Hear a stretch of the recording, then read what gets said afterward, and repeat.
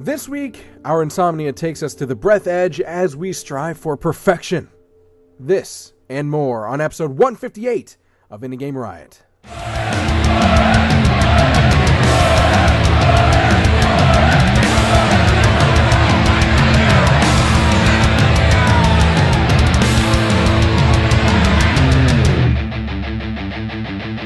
Indie Game Riot!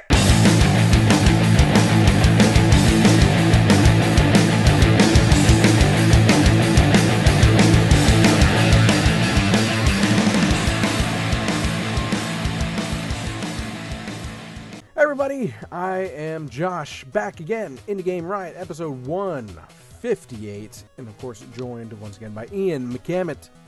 Oh. That's that guy over there. Yeah. That fresh Canadian. Up here. A man about town. That sounds like a Canadian knockoff of a rom-com. The man about town? Yeah. There you go, yes. Yeah, absolutely. All the women are in their house. It's like a small village, and it's just one man that shows up in the town, and all the women are looking out from there. See, I have this movie now in my head, and they're all looking out through their slotted windows, ooh, who's that? You have to seek financing. Good thing for you, Canada has fantastic subsidized film. I hope Canadians like Hallmark movies.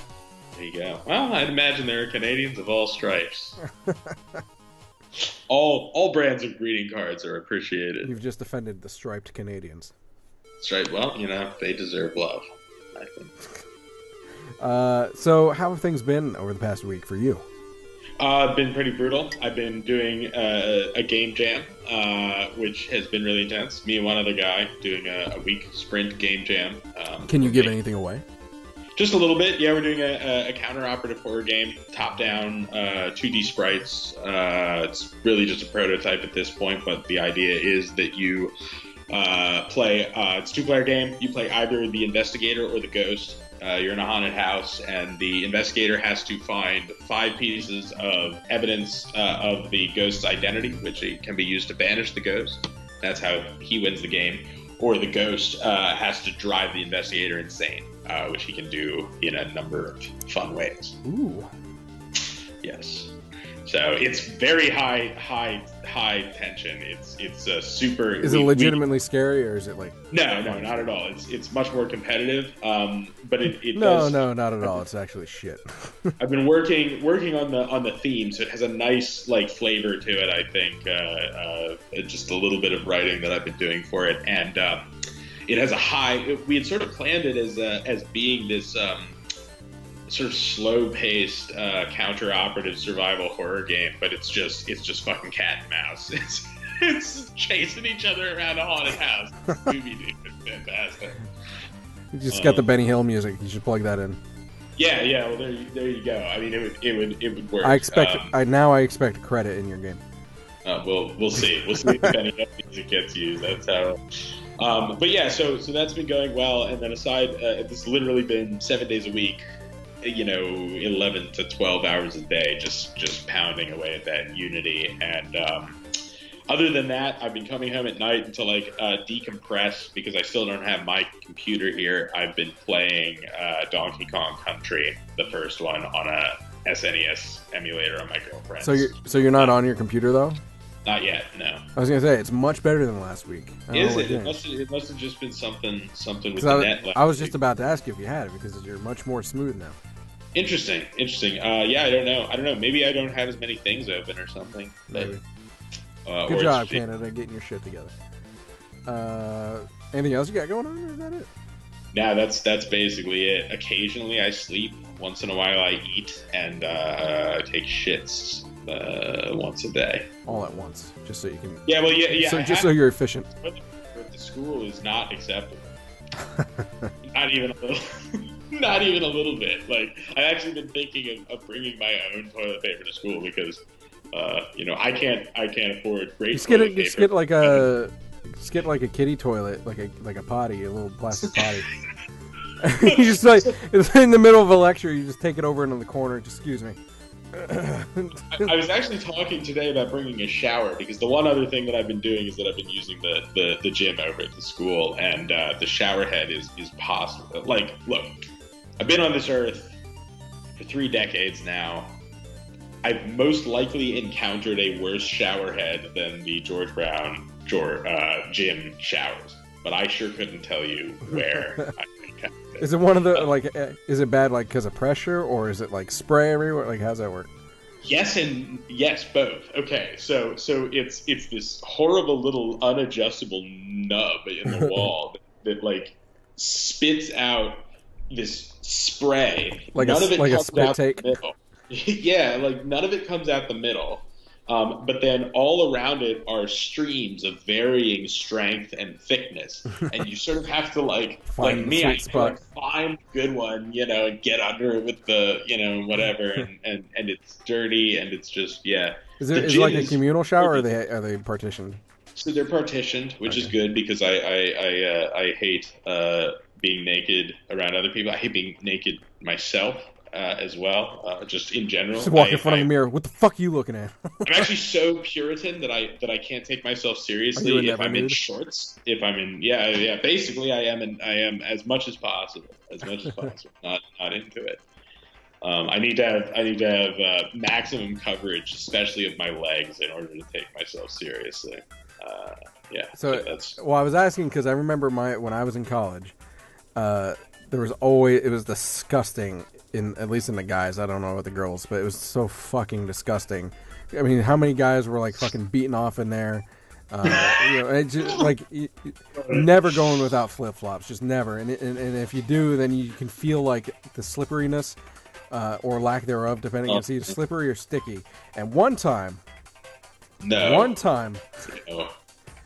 by the way, people having sex in there, of course, but that's kind of a given. Welcome to college. But then one time, our RA called the entire floor, girls, guys, everyone, into the guy's bathroom where the showers were also. Oh. And he stands there, he's like, wait for everyone to stand there. He's like, whips open the curtain. Whose is this? Yeah. Oh, I'm telling you, it is a fucking... It is like a tetherball sized fucking pile of shit. I knew it. Pile of shit right in the middle of the goddamn... Right in the middle of the fucking shower stall. And I forget what the consequence was, but it was something that was like pretty like serious. It was for that. I don't know what was going to happen, but we were all going to have to like pay or something like to get that shit if no one would clean it up. So some people were brave enough to like sacrifice themselves to actually just go in and sweep that shit up. I don't know how the fuck that came out of someone's ass in the first place. Poop is always gross. Always. But even if they were drunk, I don't know. I mean, I guess I can't say even if they were drunk because I witnessed people popping squats in the middle of on like landings in the stairwells and stuff, like to take a piss, like girls and like just popping squats up there. But I don't know. There was something about that particular pile of shit. God, what kind of animal house did you? Well, actually, my dorm building was one of the more like laid back ones as far as partying goes. Like there were reputations for each dorm building, but it was still, yeah. I went to Shippensburg University, which it was a D2 school, so it's not like huge, but it's not like tiny either. But but it's one of the bigger party schools in the state, around. But still, I don't. It was just pretty unbelievable. Anyway. Yeah, it sounds like it. Anyway, how has your week been? I was talking about shower shit. Gone down this scatological tangent. We chased off all your friends now. Acadians are probably not in the shit. If you're here. Either that or I'm giving them ideas. Okay. Yeah, I don't know. My week's been pretty standard, to be honest with you. I mostly, like, the biggest thing I have to complain about is fucking sports. For fucking, speaking of college, Penn State shit the bed, and then the Eagles shit the bed today, and the Phillies just shit the bed for the past 2 months. I don't know. I'm about to shit my own bed in anger. So, that's pretty much it. Boring. My biggest addition to the discussion was about shit, so. So you're an Eagles fan. I guess in Pennsylvania you're either an Eagles fan or a Steelers fan. Yeah, and there's actually quite a bit of there's a good amount of Ravens fans, especially down the southern border. Really? And then or DC fans, Washington. I'm from Maryland, and even I feel like that might be a little misguided. Yeah, it's Washington Redskins fans, and then there's a strong footing of Giants fans because a lot of people moved down this way from New York. Interesting. And then of course there's the fucking dirty ass motherfucking Cowboy fans. I'm gonna take a fucking Texas tetherball. Pennsylvania. I'm gonna take a tetherball sized shit in their houses. There you go. Oh man. In the shape of an eagle. This is good. I feel like this is good considering the fact that we're doing discussion topics later. We've really set the bar of the discourse right down at a very comfortable level. But comfortable, you mean just like kind of step over it gingerly and move on. Yeah, well, that's where I like it. It can only get more classy from here. Well, speaking of stepping over to the classy side, why don't we do that and take a good old hit of Indie News Injection? Are you bored with the same old games? Yeah. Why, then give yourself an Indie News Injection. Thanks, Indie Games. This week on Indie News Injection, we don't have any news. It's been a slow week on top of, it's just, there hasn't been a whole lot of news indie-wise that we've noticed worth mentioning. Ian did mention, like, Telltale, so I guess we'll mention it briefly here. Telltale shut down, so that sucks. Hopefully they finish The Walking Dead. I don't know what else to say about it, because Telltale's one of those studios that borderline indie, so it's like, I don't know. But, there's an argument to be made that they're not indie. There's also an argument to be made that they're not games. So, like, why even why even mention them at all? There you go. Well, speaking of what makes things indie, is that instead of news this week, since we don't have any, by the way, if you want us to talk about news, make sure you send it to contact@indiegameriot.com. God knows we can't be bothered. Yeah. What do you think I do, a podcast? But speaking of that, what makes things indie, as many of you know, we've talked about that topics so many fucking times on the show, so we figured why not talk about it again? But this time, because we have Ian now, who is hosting with me, and he has not yet given his opinion. So I'm going to leave, like, I'm not going to just have a one-sided discussion, but I'm gonna value your opinions more so than mine, since I've given mine before. That's so nice. Maybe. I find your opinion compelling, man. So anyway, what do you consider an indie game? Like, what is your line? Yeah, it's kind of weird because I think that there are a lot of intersecting factors, and you sort of touched on this when we were talking about it earlier. I don't remember exactly what you said, but I think that at the bare minimum, if I'm going to accept that someone is indie, it should, basically be, reasonably disconnected from any sort of AAA studio. Now, I don't necessarily draw the line. If you are self-financed and then you get AAA attention and get published through a AAA, well, I think that's fair, personally. Before the show, before the show we mentioned Cuphead. Yeah, and Cuphead was initially self-funded, and then they got the attention of Microsoft. So, would you consider them indie or not? I would consider Cuphead indie. I think you mentioned you covered them on the show, and I think that's fair. I know that Microsoft hooked them up with a lot of resources, money. I think they also got some animators, and I don't think they would have been able to hire the entire massive jazz orchestra that they hired to do the music without Microsoft's money. But I do still, I think, the conception was independent. The initial, design and prototyping was independent, and Microsoft just helped. Well, to be fair, the animation and music was done before. I don't know to what extent, but it was done before Microsoft came around. One year I went to Newgrounds like birthday party, essentially, Newgrounds.com. I was invited to, and I got a chance to talk to one of the animators from Cuphead there before Cuphead was even really a popular thing. Like, it was just starting to hit news a little bit. Right. And at that point they didn't have Microsoft. It was just them working on this game, and they were like, okay, it's probably got like another couple of years, and it ended up being like 5 years or something like that, or 4 years. And because of that scope, and they had started it that way, but then they were like, oh shit, this is going to take a lot of effort and time and money. And then they were in they started going to that development hell aspect, as we see many of these it was massively ambitious. I mean, that kind of cell animation is so massively time consuming and expensive. Well, especially when you're talking about making it into today's resolution and frame.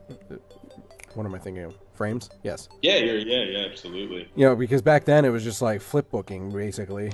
I mean, you're not seeing anything back then that's over. I mean, probably 24 frames a second max, but for animation, probably like 15 to between 15 and 20, I would say. Yeah. So I mean, but they made it smoother for the modern console and monitors and everything like that. So. Not to mention that in a game where your reaction time and being able to see things clearly and smoothly is paramount, because it's such a challenging game, they had to make it that way.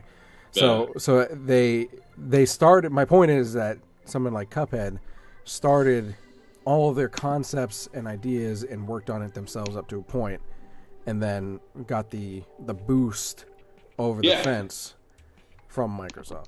And I think that's fair. But I would also argue that Don't Nod gets the same, at least up through the Life is Strange. Although I'm pretty sure that Vampire was released by Focus, and Focus is like definitely an indie publisher. Focus Interactive. Yeah. I mean, we were talking to Focus, for God's sake. Like. I don't know about. I feel like Focus is even less so than like Telltale or I forget what the other ones you were talking about. That I've seen some like for instance, Vampire. You call Focus a AAA studio? Yeah, I do. That's crazy. I mean, I don't put them on the level like Rockstar or something like that, but Okay, no, I'm not saying that it's unarguable. It's just that's very, very, very strict, especially if one were to excuse Cuphead. There are games I've seen from them, and I don't know if we've actually covered anything that had anything to do with Focus Interactive or not, but there are games I've seen from them, and I'm like, nope, that's too much. Like when it's coming out on consoles, it's got big money attached to it. It's it's a well-known franchise, that sort of thing.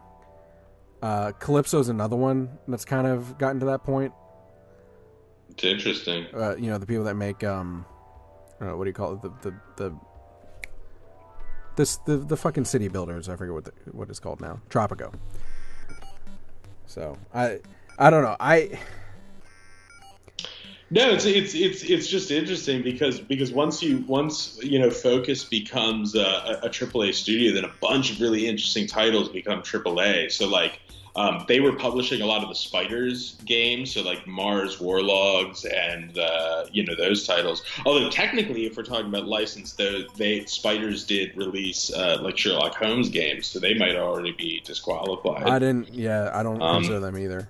But like Mars Warlogs and Technomancer and stuff like that. I mean, it's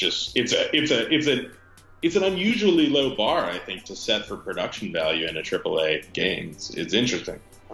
Well, I mean, you know what else has a low bar for production value is fucking the people that make the 3DS version of Barbie Haircut Salon, or whatever the fuck the games are called. You know what I mean? Like, I don't know. Hey, Whizfish. Casey, thanks for subscription, bro. Nice to see you too. what was I saying? Oh fuck! Now I don't remember what I was saying. I got so excited there. Anyway, I don't know. I mean, I'll take it. You know, we can call Focus we can call Focus a AAA publisher. Yeah, no, it's interesting. I mean, for me, it's funny because like I'm pretty agnostic about this entire sort of argument because it's so contextual. It's so even beyond being subjective, which it is, I guess to a certain extent. Although I don't know that anybody would call like an Electronic Arts title an independent title, even though arguably nobody's done it but themselves. Yeah, but see, and then there's people that do that, like, well, technically Valve is independent. Prick. Yeah, of course they are, technically speaking, but I mean, I think what it really comes down to, at least for me, is what it feels down in the cockles of my heart. Yeah. Well, definitely. I couldn't tell you what indie is, but I know it when I see it. Like, definitely, I think that is that is fair. Now, I will say, I'll take Valve as independent. Definitely over like a company like EA or. You heard it here first, folks. Half-Life 3 confirmed, and we're covering it because it is officially independent. Well, I'll tell you why. It's because of Valve's business structure that I find it compelling because they are not structured like other massive companies. In fact, I think if Valve wasn't responsible for the technology that we love called Steam, that they would be a way tinier company than they are. Steam definitely. Well, I mean, Half-Life was immensely popular, but you're right. Steam is really what pushed them into like their multi-billion-dollar company now. So Half-Life was also initially independently made. It was later published. Well, that's true for anything back in the day, to be honest. Yeah. I mean, Pokemon was independent up until Nintendo bought up the franchise and basically absorbed Game Freak as a child company. So. I mean, a lot of those companies like Looking Glass and I think Valve's guys were Microsoft defectors or expatriates, but a lot of those early companies like Looking Glass and some of the others drew a lot from the dissolution of Activision, and like Activision was like a massive. It was like one of the first sort of models of like the idea of like AAA gaming, and from what I understand, it fragmented in the late 80s, maybe early 90s, and all of a sudden you get this first wave of sort of independent software developers who later would flourish into, the modern day like AAA conglomerates. Right. I'm probably butchering that history because I only know it sort of anecdotally. I thought, wait, doesn't Activision own Blizzard now? Am I thinking of the wrong company? No, you're right. No, Activision. I mean, Activision persisted through that period, but they Neversoft was the one that went bankrupt. That's who I was thinking. Neversoft. Yeah, so it's a fascinating question. But yeah, I mean, I do think that like obviously if you are a tiny company financed only, privately, you're not publicly traded, you're not, under the wing of some sort of massive, conglomerate. Now, I worked for a software company for 4 years up to this point here when I left to go to school.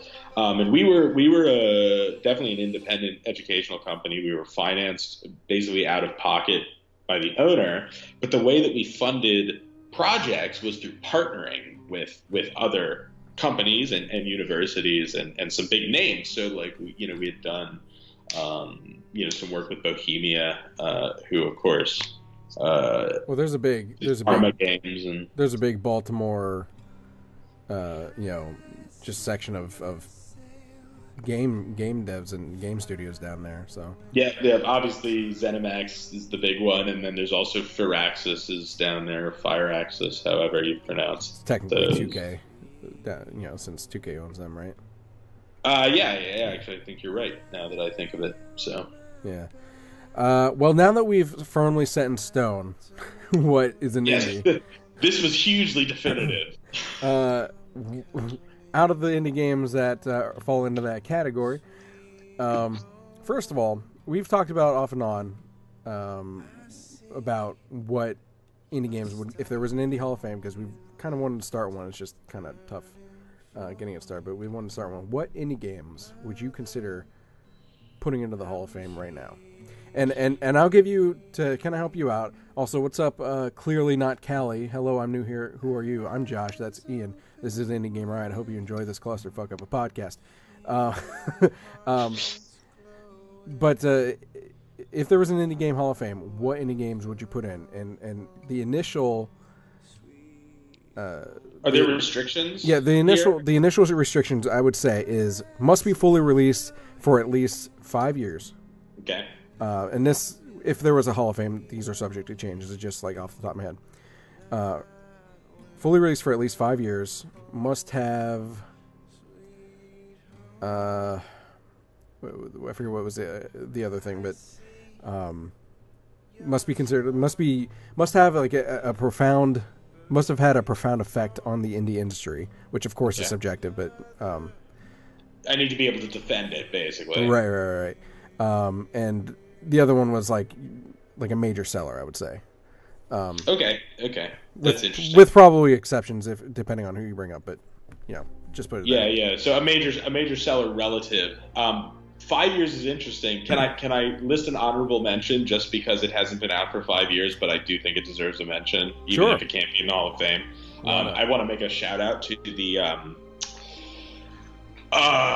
What Remains of Edith Finch, because What Remains of Edith Finch I played almost as soon as it came out, and I thought it was an absolutely phenomenal game, and it has influenced me personally, and it is representative of the kind of games and storytelling that I really love to do. If you and I were on the board of this Hall of Fame that we were speaking of, I would counter argue that, even if it was just as devil's advocate, by saying that Gone Home did it first in the modern walking simulator fashion. It did, but What Remains of Edith Finch took of Gone Home and took what it needed and made more.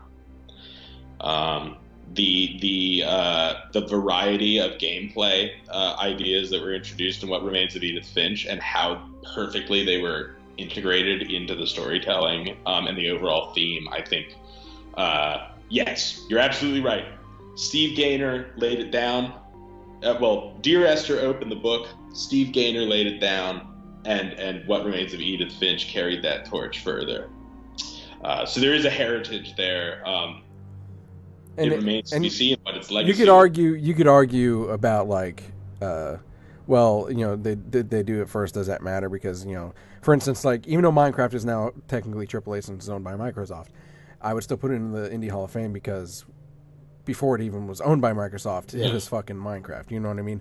But you can still make that argument for something like that because Dwarf Fortress was first or whatever. Mm-hmm. So there's that argument too. But is there? So I think the real argument is there enough of a difference between the two? And there games? is. And the difference is that Gone Home was a walking simulator with a couple of combination lock puzzles. That lied. Whereas, I'm sorry? That lied to you. I got pissed off when I played Gone Home because I saw the trailer. A horror game? Yeah, I saw the trailer. I was like, "Ooh, that's creepy looking. I want to play that." I fucking played it. And they were this like, game didn't scare me. It made me cry. Not even. I was just like, I just feel like I read a fucking teenage girl's diary. Like, certainly, yeah. Well, that's exactly what you did, of course. Yeah. But yeah. So the difference is that Gone Home is a walking simulator with a couple of combination lock puzzles.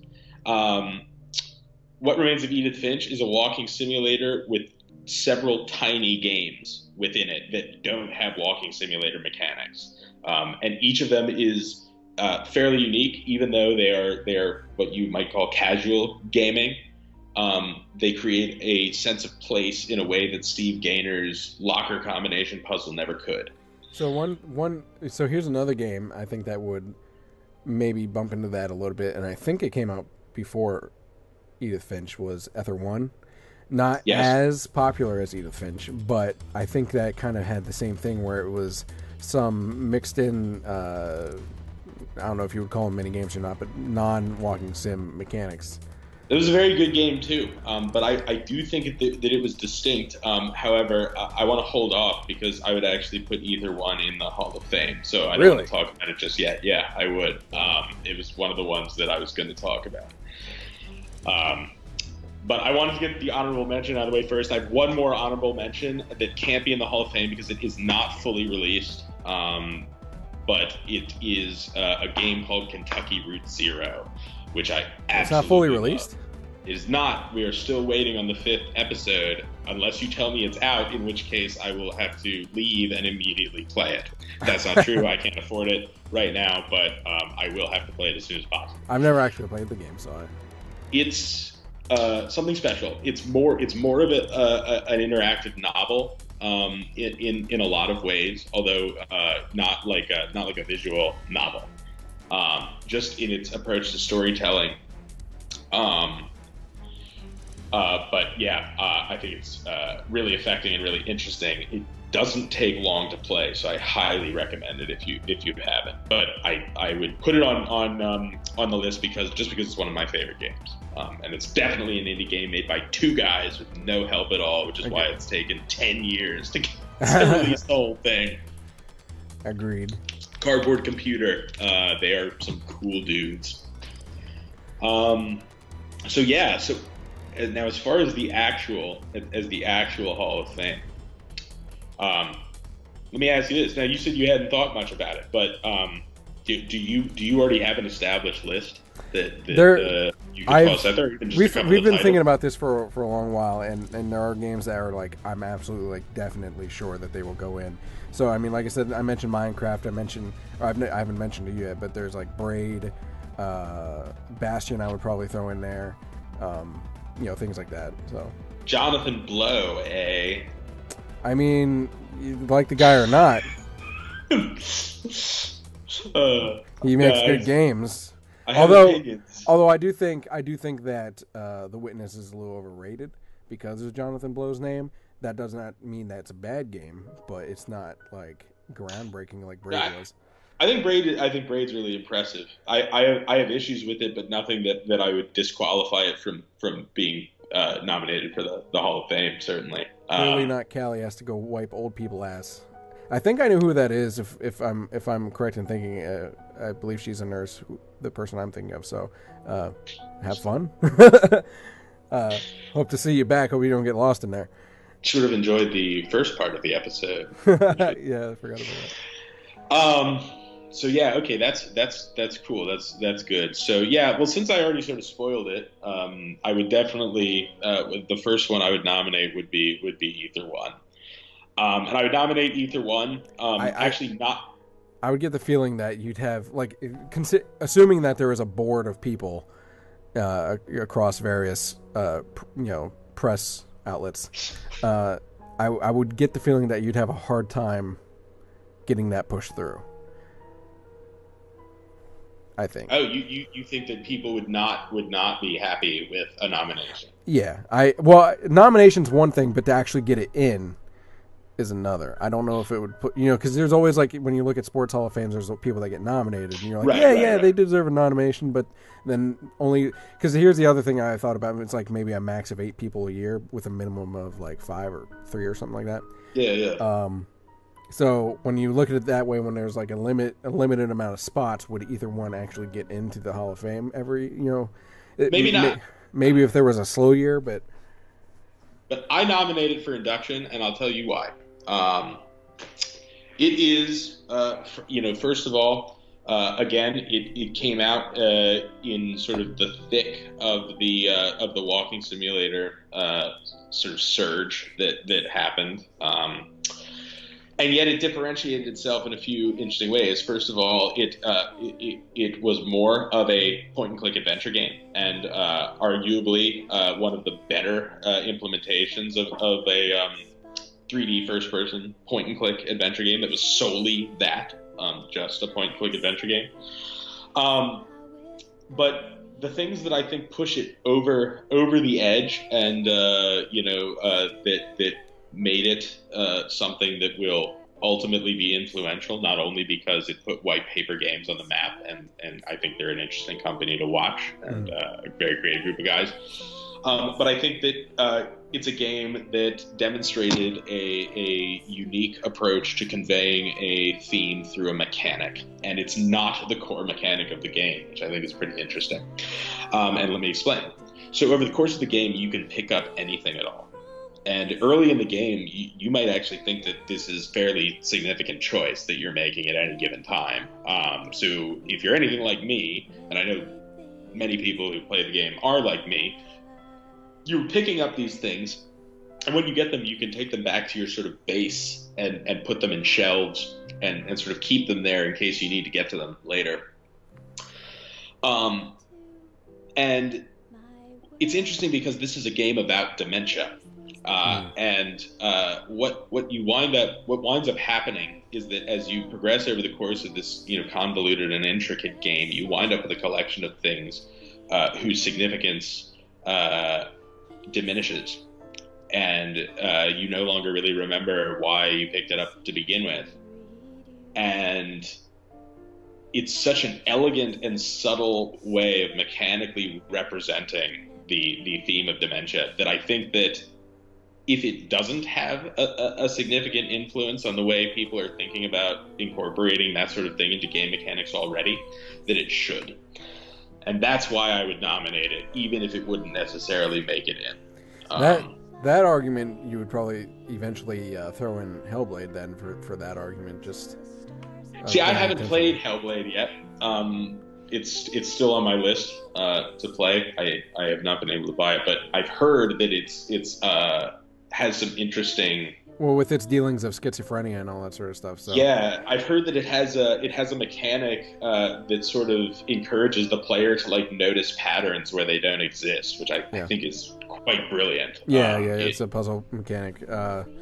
Basically, where you have to find, to unlock certain doors, you have to go and find these runes, basically. But the runes you have to find an angle, so there will be a tree and a pole with some lines on it coming off of it, and then you'd have to find the angle that kind of makes them into the shape based on your perspective. So that sort of thing. Perhaps says he would nominate Worm Online because it was before Minecraft and still developed, started in 2003. I know Worm's another, the studio that creates Worms, the Worm games now, is another studio I'm not 100% sure I would consider it indie now. But maybe back then, that just like Minecraft, back then, that might be something that would be worth nominating. Worm is definitely a huge cult following. All right, well, for time's sake, real quick, out of the indies that you've played this year, with the restrictions that it is fully released, and normally we restrict it to games that we've covered, but because, you haven't been around the whole year, I'll give you leeway on that part. Just say any indie game that you've played. What is your, we call it Riot of the Year, but what is your indie game of the year to this point? Because we're getting close to that point now, so. The best indie game that I've played this year that meets those criteria. And released this year. Oh, so I can do one that released this year? Yeah. Okay.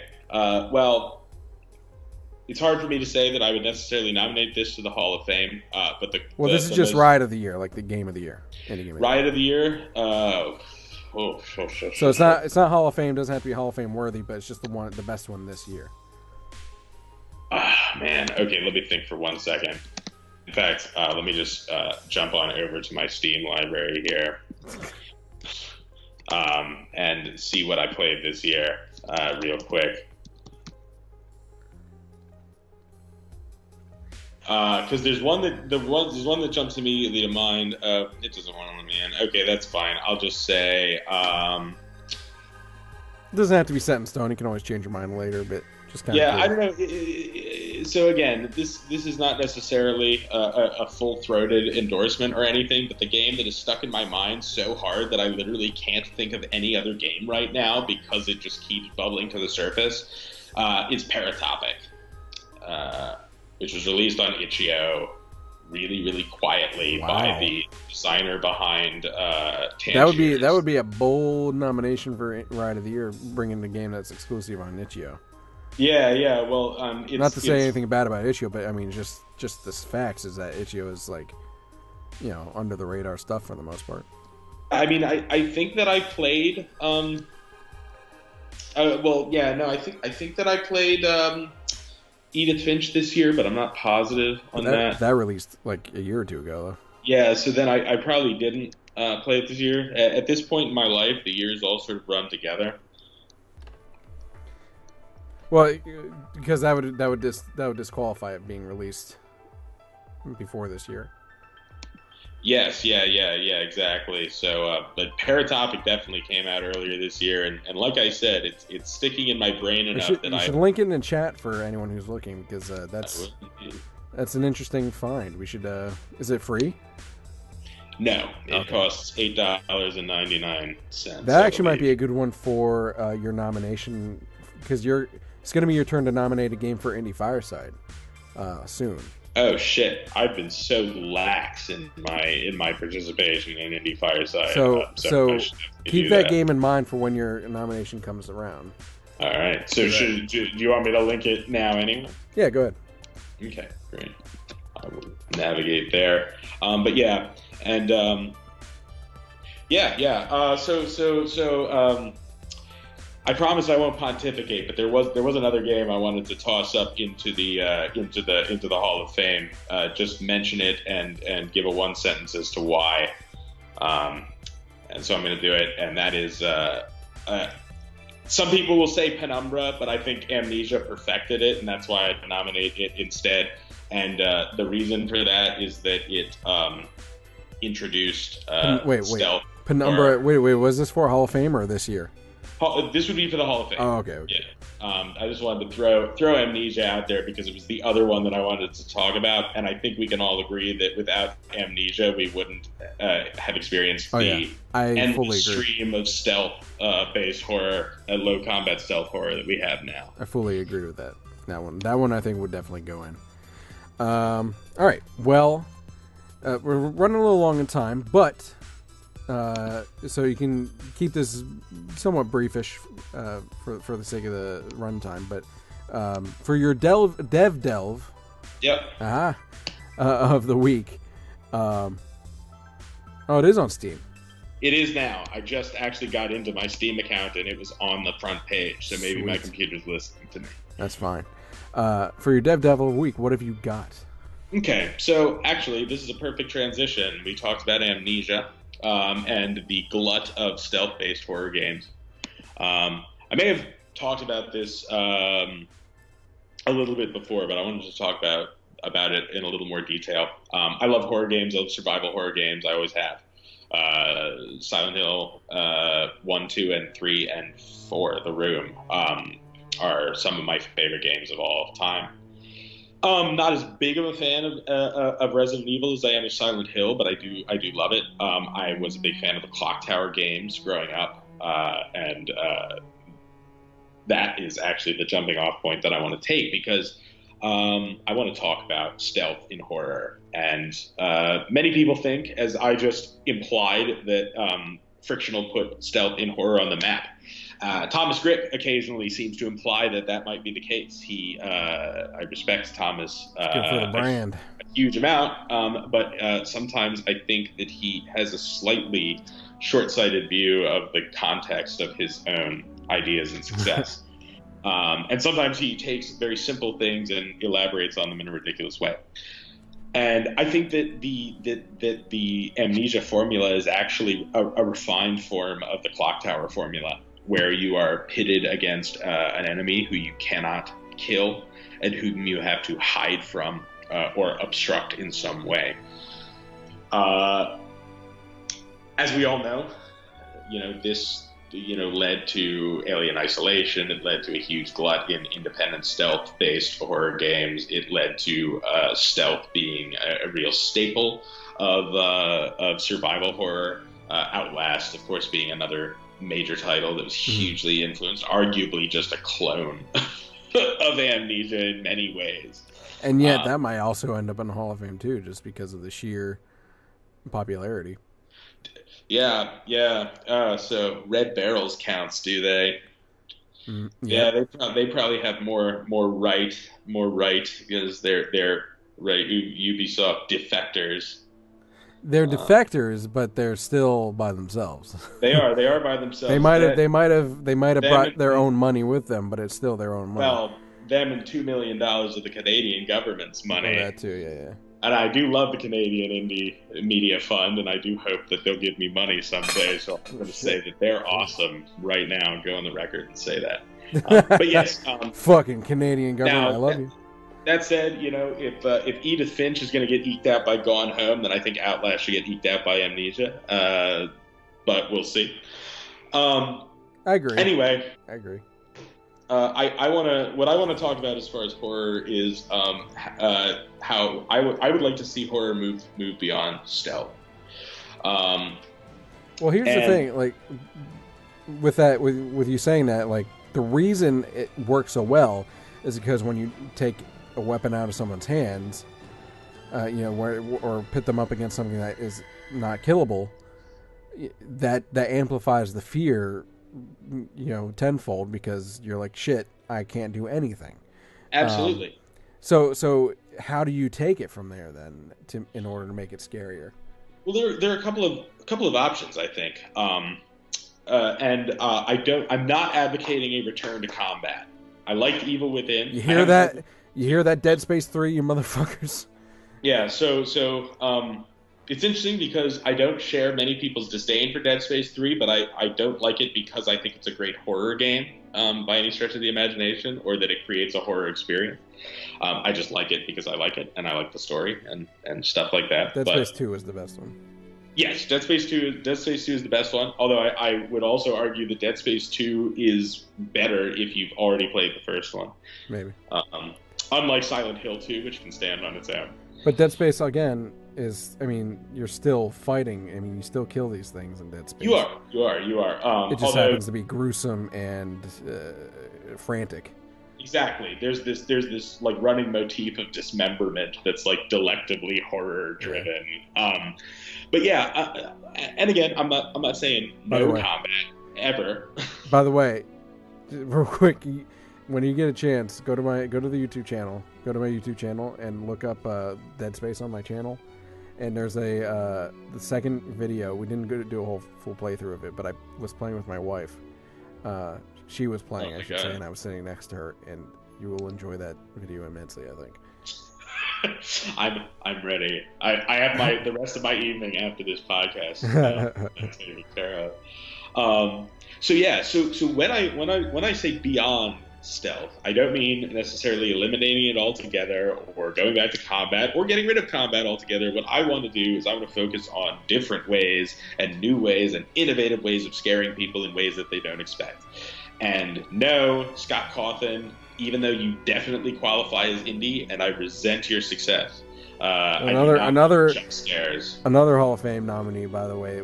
Even if it would be begrudgingly, probably by many, but it's hard to argue against. Yeah, no, it's definitely spawned a bunch of copycats, that's for sure. Straight up copycats. Fan games, but even though you still have to pay for some of them. But man, Well, we can talk about Scott Cawthon. I have lots of opinions on him. I actually have a good amount of respect for him, even if you don't like the whole jump scare bullshit. But yeah, that's a discussion for another time. Yeah, no, I mean, I don't think he's a bad dude or anything. By all accounts, he's a world-class nice guy. That's as far as I can tell. But we'll leave that aside. So I think that the best way to do this is to talk about examples of games that I think are scary in interesting ways. And the first one I want to talk about is called, I believe it's called I Am Scared. I know that game, yes. Yeah, I Am Scared is really cool. It's one of the, it may not be one of the first games to actually do what it did, but it's the first game that I saw that was doing what it did. And it was applying a certain sort of creepypasta aesthetic to game design. It actually creates files on your computer that contribute to the lore. It was that the first one that does that? Because there's a lot of games now that actually do that. I'm sure. I mean, it's such a programmery trick that I feel like somebody must have done it before I Am Scared. But I Am Scared was the first one that came on my radar. And I might be jumping ahead of you here, but there's also other games like that kind of go into that. Like you don't end up. It's not Amnesia because there's no stealth involved, but it's more like the found footage phenomena in movies. Like Welcome to the Game, I think it was called, where you surf the dark web, and that fucking shit is scary as fuck. That's a very interesting game. But there's no combat and there's no stealth because it's literally just you sitting there and moving around a little bit, to make sure you stay alive. And then there was you mentioned creepypasta, but then there was like the SCP Containment Breach. Right, absolutely. Specifically.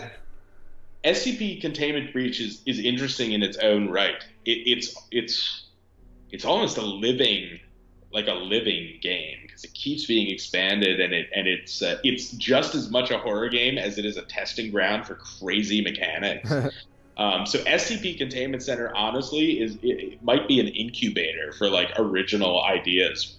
In theory. It's definitely worth watching some playthroughs of their stuff, or even grabbing whatever their latest build happens to be. Now they have a Unity build, so. Oh, that's very interesting. But no, you're definitely not getting ahead of me. I mean, that's exactly where I'm going right now. There are other examples too, like Doki Doki Literature Club got a lot of attention recently, and I have to admit, What was that text adventure? Was it a text adventure? It was Michael works for Nintendo or something like that. It was called something like that. It was on itch.io, or it was a Twine game. I forget. Ooh, I'm not sure. It might have been a Twine game, but it had a really weird. That sort of meta fictional, like creepy, doing shit in the real world. I think that shit is so cool. I'm worried that it's a little gimmicky and could become cliched rather quickly. So I'm hoping that we can, find fresh ways to implement it. But I think that designers, should look at that stuff. The other thing too is that, like you mentioned, Josh, that like the reason that the Amnesia model is really effective is because it disempowers the player in the face of a threat. But the uncle who works for Nintendo, I'm linking it in chat for anyone who's interested. That's awesome. I think you're absolutely right when you said that, though. However, I also think that threat-based horror is only one example of horror. Maybe I'm just an old geezer. Maybe kids these days are so hardened and grizzled and violent that they can't get off on anything else. But I remember when I was afraid of horror-themed point-and-click adventure games. And it wasn't that I was terrified that something was going to get me. It's that the atmosphere was so oppressive that it actually affected my mood. And there are some games that can still do that to me. There's a little title called Amber Journeys Beyond. I don't even know if you could find that somewhere. It's probably just like fucking abandonware at this point. But you can watch playthroughs, and again, it's like super lo-fi, mid-90s Myst clone kind of adventure game, but it's thematically and atmospherically oppressive. Do you remember? That actually kind of reminds me of spoke of Newgrounds earlier. There was a lot of what was it called? There was a lot of those like point-and-click horror games, like flash horror games that were really. That actually were pretty freaking creepy, even though it was just like 2D point and click, bad graphics, pretty early 2000s, graphics. But yeah, that's what the Amber thing kind of reminds me of.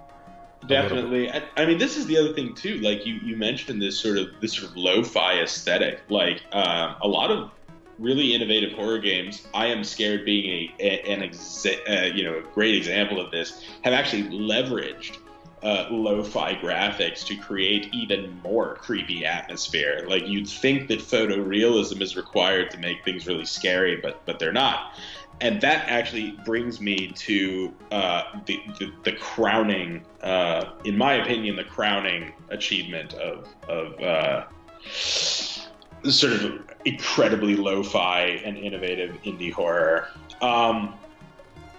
And that's a little game, again on itch.io, so I will link it. It's a little game by a woman who goes by Kitty Horror Show, and it's called Anatomy. And Anatomy is a really, really, really cool game. I highly recommend you play it. It's $3 US on itch.io, and Kitty's really cool in general. I don't know her personally, and I kind of am afraid to, but she has a real mastery of capturing a very particular type of nihilistic headspace and really translating that into gameplay. Anatomy is really simple in its premise. It is literally a walking simulator and nothing more. You walk around a house. You are told that there's a tape somewhere in the house. The house is very dark except for immediately around you. It's all lo-fi rendered in Unity. You go around and you find these tapes and you bring them back into the kitchen where you play them on a tape recorder. And I don't want to give too much away because you really need to play the game to fully experience it. But the way the story develops is that, well, first of all, it unfolds over multiple playthroughs. And the way that the story is told, it makes it feel like, and I feel like this analogy is very apt. It feels like you're playing a game that is on a VHS tape that's been recorded over and recorded over and recorded over and recorded over. And the more you play it and the more damaged it gets, the more something horrifying that it was taped over in the first place begins to bleed through to the surface. And it also explores some very interesting themes about domesticity and sort of human emotions of fear and safety, and why homes are so important to that aspect. To explain why this is so fantastic, I'm actually going to quote a reviewer named Chris Priestman in his review of the game for the website Kill Screen. He says, quote, "Whereas a lot of video game horror lets you walk into a room and then have a monster spring out on you unexpectedly, a cheap scare, Anatomy whispers in your ear that there's probably a monster in a room before you enter it, letting your own expectations grind you down to a tense wreck of a person. That it does this again and again draws the debilitating effect out, masterfully building up the terror, but constantly denying you the begging release of a scream. It's the kind of horror that gets so deep into you that it seems to scratch away at your bones. I'd liken the effect to being dragged perpetually across a saw blade," end quote. You said there's a book that did that to you similarly? The House of Leaves. Oh, yeah. That book, there was something about that book that dug into me, and it made me super uncomfortable, even when I wasn't reading it. It's a great horror novel. In my opinion, it's one of the best. And Anatomy is definitely Game of Leaves. That's why I mentioned it, because that's what that feeling reminded me. Oh yeah. If you liked House of Leaves, then Josh, do yourself a favor, take 45 minutes, drop $3 and play Anatomy, or even just watch it. I mean, it works visually, but it's worth supporting. I wrote a short story actually inspired by House of Leaves because that's how much it affected me. That's awesome. Yeah. It's such a cool book. It's such a cool book. There's another book too that you might want to check out. It has an unpronounceable title though. I think it's called Cyclonopedia. But it's heavily influenced by House of Leaves. Yeah, so that's really, again, I mean, none of these are necessarily going to have really incredibly profound closings to them, other than to talk about games and their designs and what I like and what I hope other developers will explore. And that's my take on horror, really. We need to focus less on the creeping through the shadows because it's just gonna get old, and horror needs to stay fresh. It's like comedy, So yeah. Well, I mean, it's cool to see a perspective for the different devs that listen to this. So, well, that has been Ian's Dev Delve for the week. Hope you all enjoyed. Please feel free to leave your comments below if you're watching the video on demand version of this, or of course send your hate mail right to the chat there. Or of course let us know on something like Twitter at IGR Podcast, all that sort of stuff. Thank you for that. Hate mail to Ian at IndieGameRiot.com. Next, we're going to be starting a riot.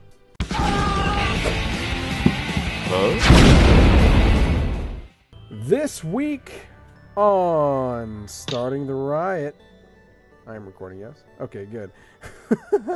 This week, check. Yeah, this week on Starting the Riot, we are talking about Insomnia, the Ark. Would you say the Ark or the Ark? I always get them confused. I don't know. I've gotten the Ark, I think. I've gotten in trouble with that during recording sessions. We want you to say the instead of the because it flows better. Right. I'm sort of proper. It's a weird one. Anyway, this isn't grammar, right? Yeah, Insomnia, the Ark by Studio Mono. It is a RPG adventure that kind of takes place in this what's the word I'm trying to think of? I think the word you're looking for is space rapture. Diesel punk, I think, is the word that they used. But yeah, it's very. It kind of reminds me of, in a way that it plays. It kind of reminds me of some of the newer Fallout games, just a tiny bit. Oh yeah. But it's a story-driven RPG, much like Fallout is, like Fallout 3 was, with bits of survival where you have to, eat and rest and that sort of stuff, while also, yeah. I was just wanted to ask: is this actually a proper RPG? Because when I was looking at the materials for it, I was getting a strong BioShock FPS with RPG elements feel from it. But you're saying that it's actually like a hardcore RPG. Yeah. It's closer cool. It's closer to Mass Effect, but not Mass Effect. Cool. Just in the sense that you're building up your character, and there's also exploration where you want to explore in order to find cool things, but at the same time it's also risky to explore because you might run into something nasty. And again, there's a survival aspect of it as well, where if you're into that sort of thing, where hunger, thirst, fatigue, and that sort of stuff comes into play. And I believe there might be some light crafting, I think. Interesting. And there's also some heavy customization for how your character looks, and I don't think there's any strict class system, so it's kind of play your way, any way that you want, sort of thing. So they have a perk system for leveling up, but it's not restricted to specific trees. You know what I mean? It's interesting. So it's kind of nice. There's that freedom there. Yeah, there's crafting in it where you can craft items and equipment, that sort of stuff, and kind of help you on your path, whichever way you want to go with that, and all that sort of stuff. And they balanced out the weapons and armor so that way, the standard one is it might be stronger armor, but you might have shitty stealth or something, or you can't move as much. There's also some. It's also non-linear, the storyline, and there are some choices that you have to make, which I think you would be a fan of personally. Yeah. I mean, this honestly, this looks like a lot of fun for me. I mean, this looks like something that I would buy in a heartbeat. It looks gorgeous. It is absolutely stunning. The art direction in this is fantastic. I will say that. Yeah. Now, the one thing I noticed from looking at the reviews is that it does seem to be, as is so often the case with these highly ambitious indie titles, a little bit rife with bugs. Did you have that experience when you were playing? There are some bugs in this, and as a matter of fact, it's currently mixed on Steam. We usually don't cover mixed games, but I felt this kind of deserved praise, even though they might have rushed out a little bit to meet whatever deadline they. You don't cover mixed games, but you'll defend Megalodon 3. I see. Yeah, exactly. Hey, in my mind, Megalon 3 deserves full positive reviews. Just not for the reasons that they wanted. But yeah, but it's mostly because of these bugs. So in my mind, it pisses me off a little bit because I'm like, I always, as much as I want to play the game as soon as possible, I understand that sometimes it takes longer if you want to polish it. Always polish a game. You might impose a deadline on yourself, but and maybe there's some other things underneath. Maybe they had some private investors, like you mentioned. Like, I doubt it's anything big, but whatever the situation may be, they decided to release it with some bugs in it. Of course, the nice thing is that they're patching it, so it's not like the gameplay itself is shitty. It's not like the graphics are shitty necessarily. It's stuff that can be easily fixed. Right. And that's why I am giving it a pass as far as reviewing it goes. So I will say that if Studio Mono is listening to this, fucking polish the game before releasing it. I don't care. Maybe they had legal obligations, in which case I understand, but still. Then whoever forced you into that corner, fuck them. But anyway. They are currently, those said bugs, they are furiously patching it. They put out I think it launched on the 27th, yes. And then they put out a patch the next day for the 28th, and then I think they're going to do another one in the next 5 days from now for another big patch to get some of these bugs under control. And I don't think any of them are really game-breaking. It's more immersion-breaking bugs. So some missing icons and translations, stuff like that. So as much as I think that should have been fixed before release, it's at least easily fixed. So there's that. Right. But so full disclosure, if that's going to bother you, you might want to wait a little bit before buying. So I mentioned it's non-linear and there's choices and things like that, and that comes with actually 12 different endings to the story, which is always cool. Means multiple playthroughs if you're into that sort of thing. They got some big names to kind of throw their support behind it. I don't know if it's financial support, but they at least gave it praise. Was Brian Fargo, who developed The Bard's Tale, Fallout, Wasteland, and Torment. And also that dude's serious. He retweeted one of my tweets once, and I almost died. You jizzed your pants? I did, yeah. Chris Avallone from Fallout 2 and Pillars of Eternity also gave it some praise.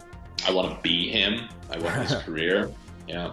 So, do you have any other... Oh, it's currently on sale because it's recently released. On sale until October 4th for 10% off. So it's currently $26.99. Will be at full price $29.99 once the sale is over. And of course, you can buy the original soundtrack for an additional $2.99 if you're into that sort of thing. Do you have any comments about Insomnia, the Ark? It looks sick. I mean, it looks so cool. The trailers and the gameplay that I saw, and now knowing that it's not TPS with RPG elements, but it's actually a full blown RPG. As soon as I can justify purchasing a new massive RPG, it'll be high on my list because I've been waiting for another one. There you go, a big throbbing massive RPG for you. Yeah. Speaking of big and throbbing, you know what we got coming up next? Ooh, a peep show. Peep show. Please give all your attention to Early Access.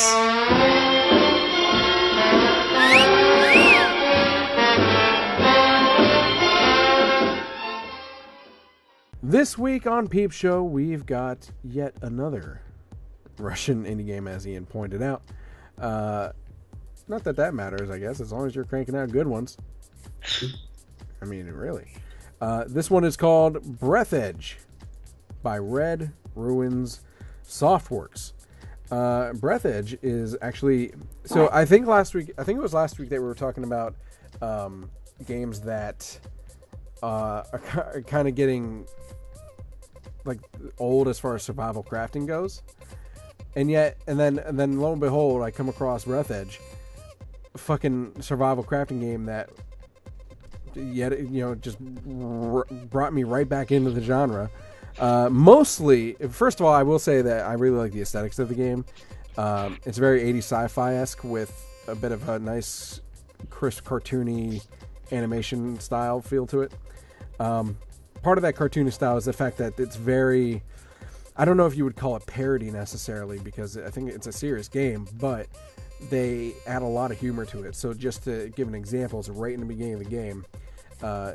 First of all, you wake up on this space station, or it's not even a space station, it's basically a space hearse, because you are attending or bringing your grandfather to the funeral, basically, and he's in this coffin in there with you, and he's like stood up against the wall, and you're just sitting there eating food, and then all of a sudden shit happens, you crash, and you have to survive in space on this abandoned space hearse.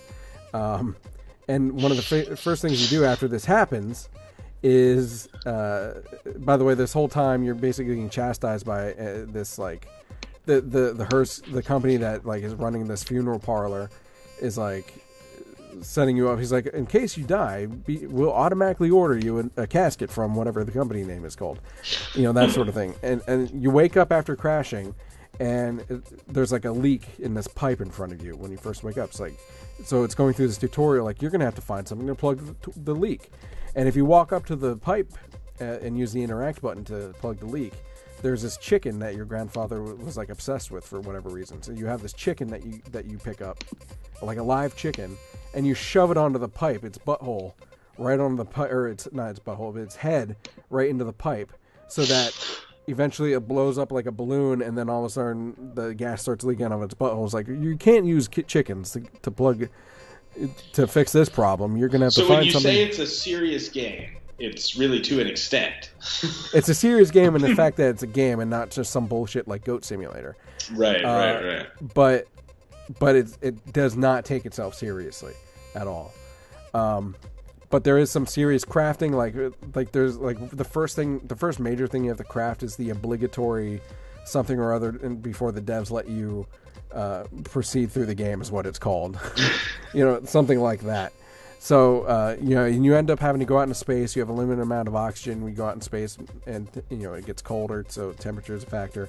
And you find these floating balls of, like, ice and metal and various things that you use and wire and various things that you use to craft stuff with back into the part of the space hearse that is available for you and not fully damaged. So, I don't know. And during this whole time, there's like this spam, like, how you get these like spam porn accounts? Yeah. There's like the spam porn account that keeps trying to like contact you too.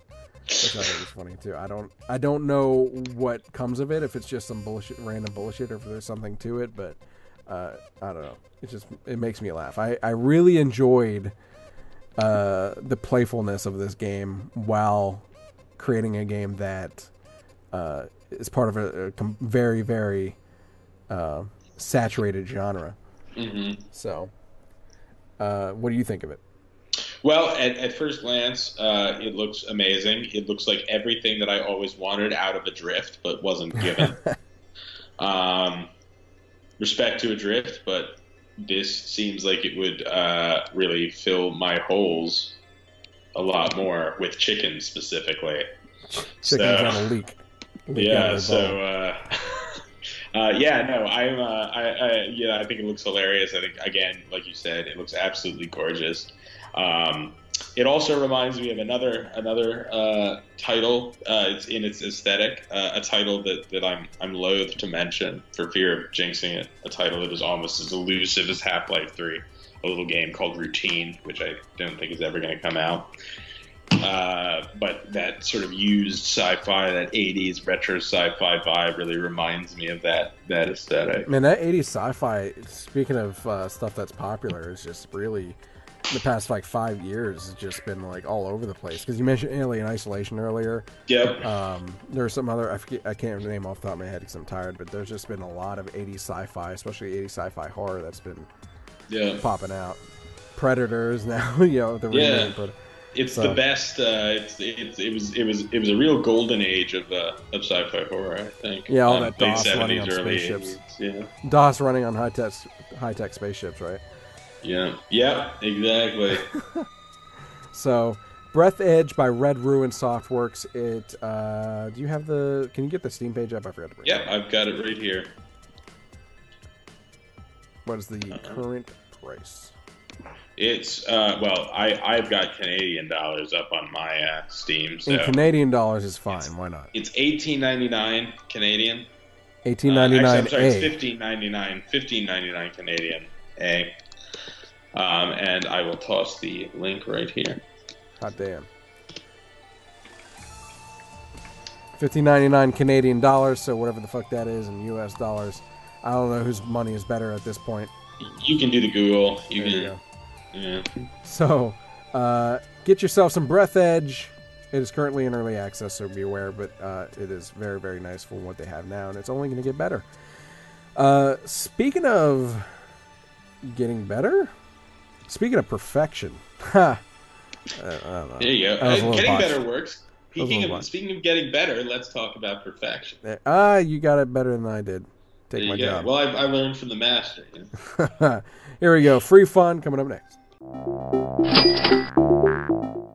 This week on Free Fun, we're going to tap back into what Ian was talking about a little earlier in his dev delve. I want this game, I think. And yes. This game is called Perfection. Perfection by, let me pull up the thing there. There we go. By Yagman X, I believe. It's not Yagmanx, even though that's what it looks like on screen. That is supposed to be a capital X. It's just that this particular font makes it look weird. But anyways, Yagman X is the user account on itch.io. So the cool thing about Perfection, we talked about taking it away from stealth horror and without bringing it back to combat or anything like that, is that Perfection is a first-person psychological horror game. So what's cool about it is that the game personalizes the playthrough to each player that plays by using back-end data, is what it says on their description here, and it keeps a log of the player's information, how well they interact with the game world around, and all that sort of stuff. And using that information, the game changes certain aspects within it to make the game more personalized toward you, and therefore creepier because it's like it's you basically in the game. That's really the creepy thing about it, is that it's transposing you instead of said avatar into this game. Also helps that it's first person, so you don't so you can do that even more so. And you mentioned the cool thing about this too is that it's actually, I believe, another game dev group from another school. Yeah, I saw that. Very, very interesting. I wonder, do you happen to know what we did a Dutch, I think a Dutch student group a few weeks ago. Do you know where these guys are from? It just says Computer Game Arts, so I'm not sure if that's a school or what, but that's all it says as far as I can tell. There is a dev, I think there is a devlog that you can check out, but I didn't do that. I think too that if you are like a game dev student, that it like kind of like narrows in on that stress that you get from being a game dev student. That's it. Yeah, I mean, I intend to play this. Well, I was going to play this game as soon as we got done here, but they don't have a Mac build, so I'm gonna have to wait for my PC to get up here. Ew, you have a Mac? Well, it's my girlfriend's laptop is a MacBook. Ew, dirty. Yeah. This is not a gaming computer, that's for sure. Gross. Unless you want to play Donkey Kong Country on SNES emulators, like a boss. I am so bad at the platform game. How am I so bad at the platform game? I'm terrible. I used to be good at the platform game. I'm terrible. It might be an age thing. Anyway, this game looks absolutely amazing. It's interesting because it's actually a game that I've wanted to make for a long time. They stole your idea first. What bastard? They did. Well, actually, I stole the idea from. Back in 2009, there was an incredibly controversial, incredibly graphic horror movie that came out called Antichrist, directed by a Danish director named Lars von Trier and starring Willem Dafoe. Really? Yeah, it was brutal. One of my favorite movies of all time. I do not recommend it for the faint of heart. It is some of the most absolutely abhorrent, graphic, and particularly disturbing violence I've ever seen in a movie. It also just makes you feel like shit and will make you mistrust your significant other. But Von Trier wanted he had teamed up with the designer of Hitman Blood Money, whose name escapes me right now, to make a game that would implement some sort of personality test on the player that was tied into this film. The game was called Eden, the movie was called Antichrist, and they were tied together. And yeah, I was going to implement one of these things. And that idea just I thought that was the coolest shit in the entire world. I'm so glad that someone has figured out a way to make it. There are games that use that mechanic in a light sort of way, like Until Dawn kind of did that to an extent. I mean, it was more linear, but it did kind of use, like, I mean, literally, you find out you're in a psychology session or in a therapy session, you're being analyzed or whatever, depending on how you're playing through those memories. Spoiler alert, I guess. Oops. Whoops. So, I mean, there's games like that, and even to an extent, Metal Gear Solid 2 with the Mantis dude. Reading it's not necessarily a psychological test, but they read your memory card and it kind of fucks your head that way. Definitely metagaming. Yeah. So sure. yeah, the meta aspect is what makes it creepy. So really cool game jam. I guess you'd call it game jam. It was like a student game that was done, and obviously the graphics are a little iffy, but again, something done to this extent for a student class. I think the gameplay here tends to be more important and what makes it scary, not necessarily the looks of the game itself. So the environments aren't hideous by any means. There are something like the character models a little goofy looking, but there are characters in this game. Yeah, well, like there was like it's always risky. Part of the gameplay that showed up here is like you pass by this one door with a peephole in it, and right. For whatever reason the perspective changes from first person to someone looking through the peephole at you. And your character model was like some dude with like wearing a muumuu who's like got a gimp leg or something like that. That's what I don't know if that's how it's supposed to be, but that's what it looks like to me. So, but yeah. So Perfection by Yagman X on itch.io. Go check that out. Link will be in the description of the VOD. Any last words about Perfection, sir, before we move on? I'm just really excited to play this. I will probably be playing it on Saturday, then this coming Saturday, as soon as I get my computer set up. It seemed. Did you actually play through it? Not the whole way. No. Okay, so I'm curious how long it would take. It looks like the kind of thing that you could probably knock out in an evening, a couple hours. Yeah, I can't imagine it'll take too long. So, yeah, that's my plan.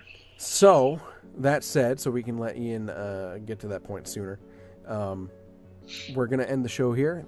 Thank you so much for listening. Some ways you can help us out if you are so interested and are a generous person. You can help us out financially by helping us grow the show and hopefully implementing new cool things, or at the very least keeping our hosting online and that sort of stuff. You can check us out on patreon.com/Indie Game Riot. Of course, you can, like the Whizfish did earlier, subscribe to us on Twitch. He did so with his Twitch Prime account, so that means it didn't even cost him money. But it still gives us $5 a month every time he does that. So appreciate that, Whizfish, which is my friend Casey. And if you'd like to do that, you can do that too. If you don't want to do that financially, you can also help us out other ways. For instance, you can send us news, because we didn't have any this week. But you could have helped out. It's your fault. That's how you do it. Kapwing. Just deflect those bullets. So you can help us out with that sort of stuff by contacting us on Twitter at IGRPodcast or Facebook.com/IGRPodcast. And of course, emailing us contact@IndieGameRiot.com. Any last words, Mr. McCammon? Every week you ask me this, and every week I say the same thing. Fuck off. So this week I'm going to say something slightly different. I'm going to say now is not a time for words, now is a time for action. As we sit here and do nothing. All right, well, check out, I mentioned this between segments, but check out our very own Vance's Holly Gaborn in chat, Vance, who does Indie Fireside, his game coming out on the 4th, which features me as a voice of Grimble. So shout outs to that. It is called Poltergeist Treasure.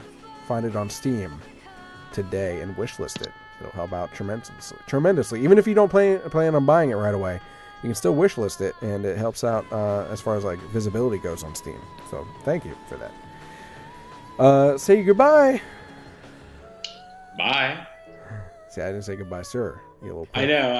I was actually hoping that you would say good night, sir. And then I had this joke that I was going to be like, well, could we wait another 18 minutes so I can say good morning? But you fucked it up, so thanks. I don't know if you can see me, but I'm flicking you off. I believe it. I can feel it in my soul. Toodaloo. Toodles.